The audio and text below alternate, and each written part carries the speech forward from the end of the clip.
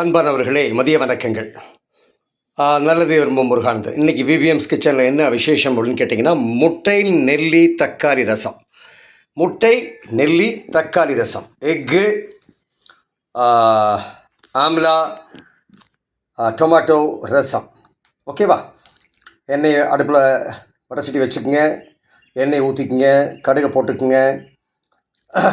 கொதிச்செண்ணையும் அதில் நீங்கள் நல்லா தக்காளி நல்லா ஆக்சுவலாக புழிஞ்சு வச்சுருங்க. அந்த தக்காளியை உள்ளே ஊற்றிடுங்க.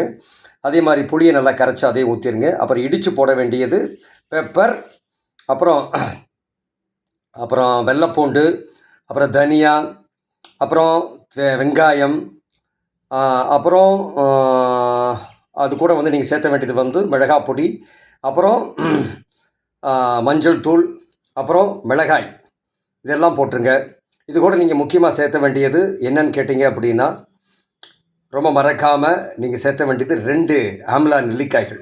நல்லா இடித்து போடணும். நல்லா இடித்து போட்டுருங்க. நல்ல ஆம்லா நெல்லிக்காய், பெரிய நெல்லிக்காய், மலை நெல்லி, அரிநெல்லின்னு சொல்லுவோம் இல்லையா, அந்த நெல்லிக்காய் இடித்து போட்டுருங்க. அது கூட நீங்கள் அது நல்லா கொதிச்சதுக்கப்புறமேலு 2 முட்டையை எடுத்து நல்லா ஸ்மாஷ் பண்ணி நல்லா அடித்து அந்த கொதிச்சுட்டு கூடிய அந்த தக்காளி ரசத்துக்குள்ளே அதை ஊற்றிருங்க.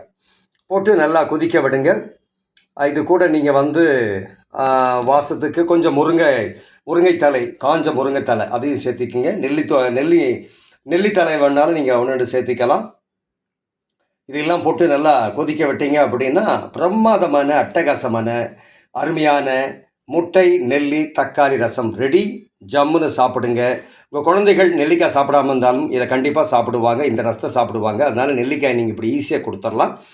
நல்லதை விரும்பும் முருகானந்தன், ஜெய்பனி சேனல், விபிஎம்ஸ் கிச்சனில் இருந்து. நன்றி, வணக்கம்.